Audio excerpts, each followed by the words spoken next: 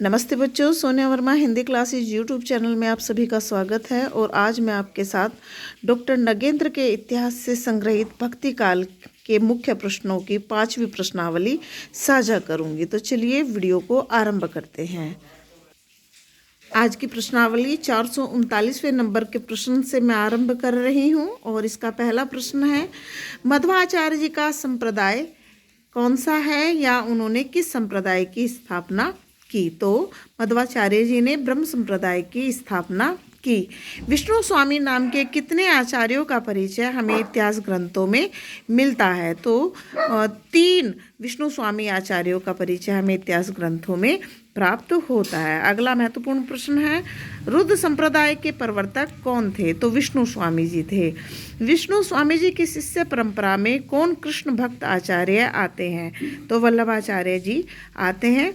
और वल्लभाचार्य जी के गुरु भी विष्णु स्वामी जी थे और वल्लभाचार्य जी ने विष्णु स्वामी से ही दीक्षा लेकर श्री कृष्ण की भक्ति आरंभ की थी।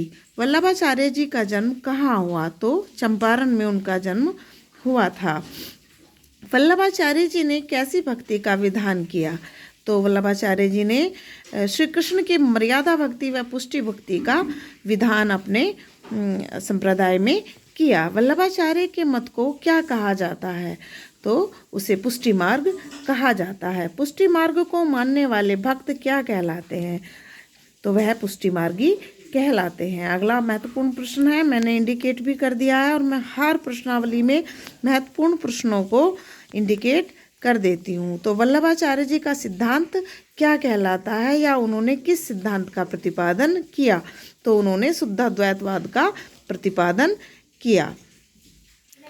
वल्लभ संप्रदाय के प्रचार में सर्वाधिक योगदान किसका रहा? तो आचार्य विठलनाथ का, जो आचार्य वल्लभाचार्य जी के पुत्र थे, उनका बड़ा योगदान रहा। विठलनाथ जी के कितने पुत्र थे? तो 7 पुत्र थे।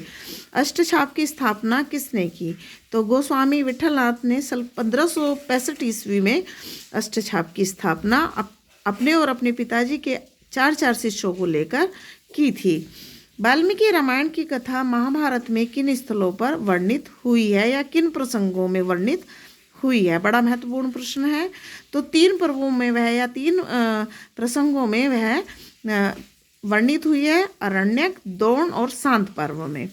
किस धर्म के ग्रंथों में सर्वाधिक राम कथा का वर्णन हुआ मिलता है? तो जैन ग्रंथों में राम कथा का सर्वाधिक वर्णन हमें प्राप्त होता है। अपभ्रंश के वाल्मीकि कहे जाने वाले शंभु के अनुसार राम की माता का नाम क्या था? तो शंभु ने अपने ग्रंथ में उनकी यानी कि राम की माता का नाम अपराजिता लिखा है। शंभु ने राम के कितने विवाह होने बताए हैं? तो शंभु ने केवल एक विवाह का जिक्र अपने ग्रंथ में श्री राम जी के एक विवाह का जिक्र किया है। पुष्पदंत के अनुसार राम की माता का नाम क्या था? तो पुष्पदंत के अनुसार राम की माता का नाम सुबला था। अगला प्रश्न देख लेते हैं, पुष्पदंत के अनुसार राम के कितने विवाह हुए थे? तो पुष्पदंत अपने महाकाव्य में राम के 8 विवाह वर्णित करते हैं।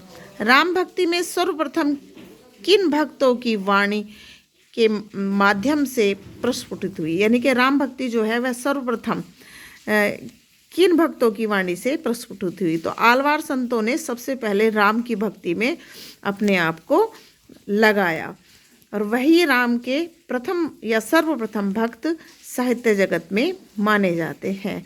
आलवार संत संख्या में कितने थे? तो आलवार संत 12 थे और मैंने 12 के 12 आलवार संतों की वीडियो अपने चैनल पर अपलोड की हुई है और सभी बच्चे उसे देख लें, क्योंकि किसी भी आलवार संत के नाम के विषय में प्रश्न देकर प्रश्न को पूछा जा सकता है कि प्रथम आलवार संत कौन थे या महिला आलवार संत कौन थी, इस तरीके से।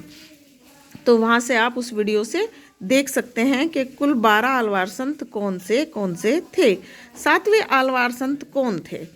बहुत बार क्वेश्चन को पूछा गया है। तो केरल के चेरवंशी राजा कुलशेखर 7वें आलवार संत थे। श्री संप्रदाय के प्रथम आचार्य कौन थे? तो श्री रंगनाथ मुनि श्री संप्रदाय के प्रथम आचार्य थे। उन्होंने आलवार संतों के जो उपदेश हैं, जो पद हैं, उन्हें संग्रहित भी किया था।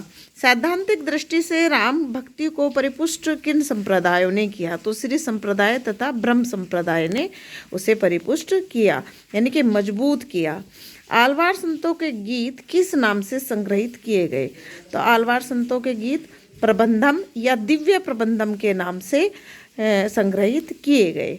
आलवार संतों के पदों का प्रबंधन शीर्षक से सर्वप्रथम संग्रह किसने किया? मैंने इसके विषय में बता भी दिया कि श्री रंगनाथ मुनि, जो श्री संप्रदाय के प्रथम आचार्य थे, उन्होंने आलवार संतों की वाणियों को या उनके उपदेशों को, उनके पदों को दिव्य प्रबंधन के नाम से संग्रहित किया था।